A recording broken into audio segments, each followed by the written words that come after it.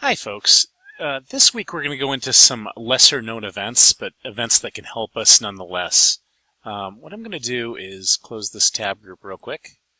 And I'm in Dreamweaver this time, and I like it because of the immediate preview plus the code hinting. So the first thing I'm going to show you is the onBlur event. This is the last week of our events as far as the course is concerned. So we're going to hit the ones that are a little bit different than the ones that are more familiar to you. Events like onClick seem pretty straightforward. onBlur is an interesting one. Let's say I have a form. And onBlur can be useful for a lot of things, but specifically if we want to do inline evaluation on our form fields. So if I do input type equals text, and I give it an ID of maybe full name, and I just close that out here like this. Maybe I have a label on the side here that says label for equals full name. And I do the label here, and I do just enter full name. Something like that. And I can have an onBlur event. So onBlur equals check me. So basically the function in JavaScript that I'm going to do is going to check to see if there's a value in full name before we proceed. The next thing we do, we could add something like nickname. That'll be the second one. And I'm not going to do any onBlur here. I just want to make sure that when I tab, that the function runs. So inside the top in my head tag, I'm going to be a little bit traditional.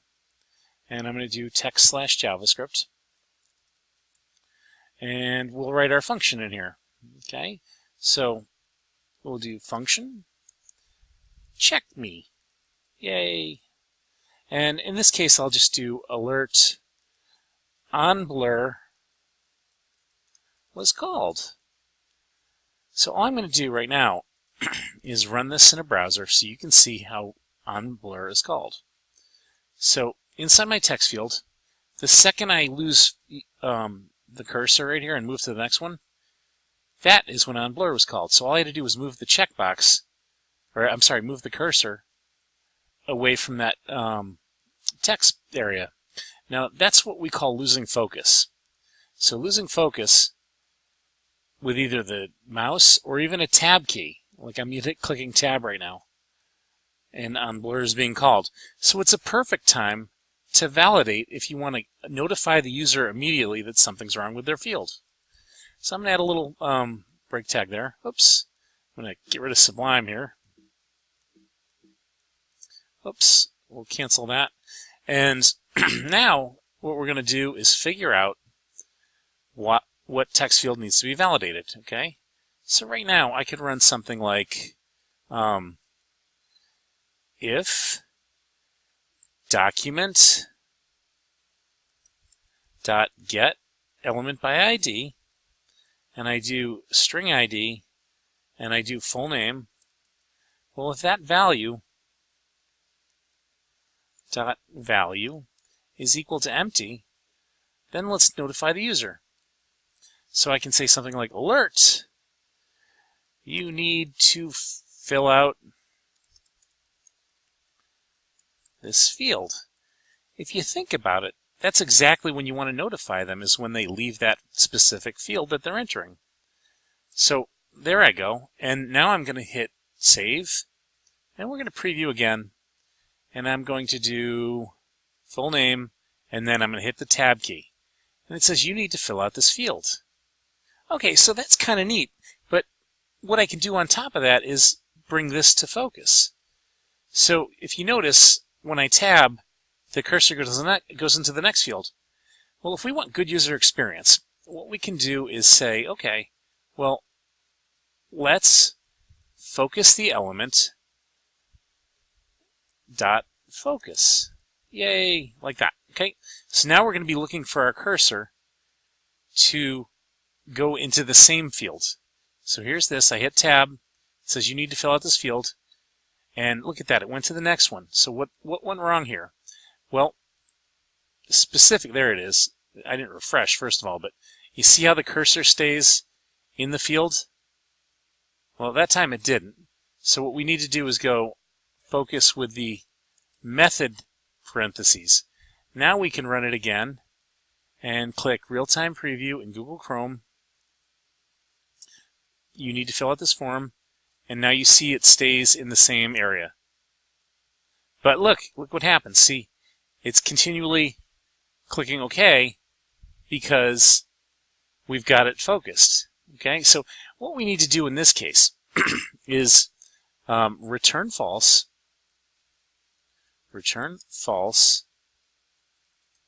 and what that's going to do is stop anything from proceeding.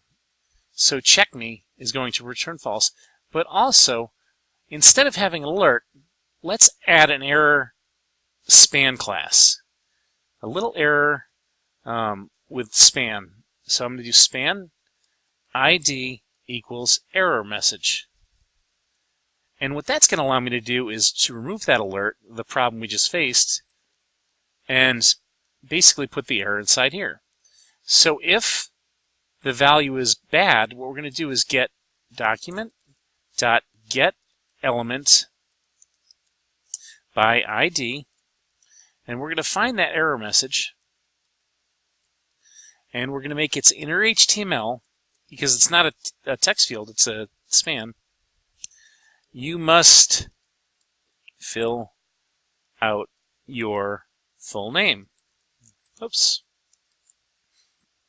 Okay, so now we've removed the alert, and we're going to go ahead and hit preview again. And now at this point, we can hit refresh because we do not want this thing to cache any value. So I'm refreshing again, and now I can click this, and look, it says you must fill out your name. Well, that's great. That works out perfectly. And you can see I'm still focused, and I don't have that issue. So once again, hit this. I want to go to the next field. You must fill out your full name, and the cursor stays right in that box. Now, I realize this doesn't look too good right now because we haven't styled anything, but to make it even better, what we can do is make a function that's specific, like check full name.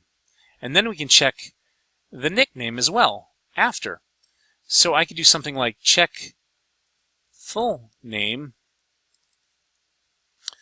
and then after I can do check nickname.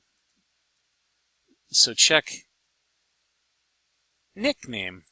Okay, and then down at the bottom here, I can do onBlur, and I can do check full name, and then I can do check nickname, and then have the span be specific to that element.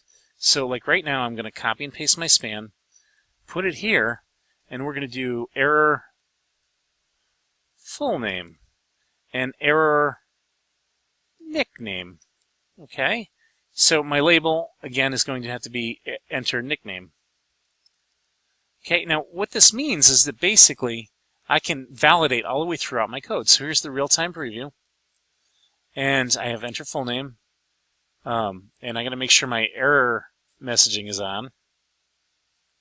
So you see it says cannot set inner HTML property of null, and that's because we have check nickname and we have error nickname. So let's do error nickname and nickname.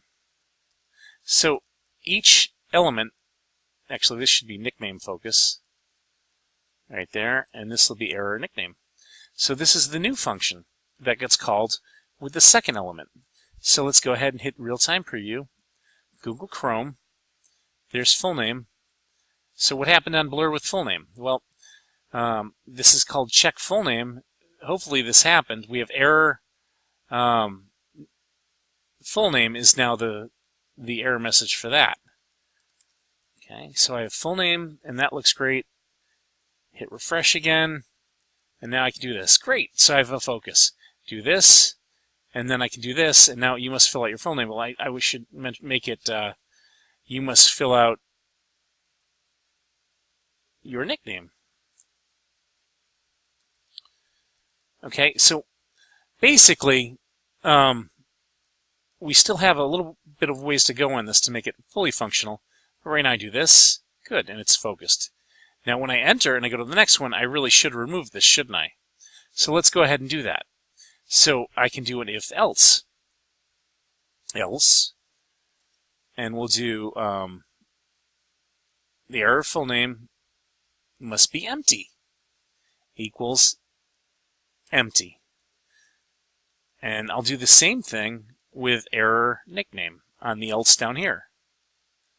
Okay, so there's else there, and I'll do error nickname. So what we're doing is making it a little bit more user-friendly when someone enters the form. So there's this. Now I can go ahead and do that. And now I have nickname, and if I go like this and do onBlur, it's out. So now we have some good starting point for inline validation. Other things we could do, for now I think you should get started with just separate functions, but moving down the down the road, you can think about consolidating all this into one function and dynamically adding the argument, and that argument would tell the script exactly what is being validated. So right now you can add a function for each input type, and I think you can see the value on this. The fact that a user gets notified immediately when they make a mistake or when they omit something. So that's onBlur. Any questions, please don't hesitate to email me or ask questions. Thanks.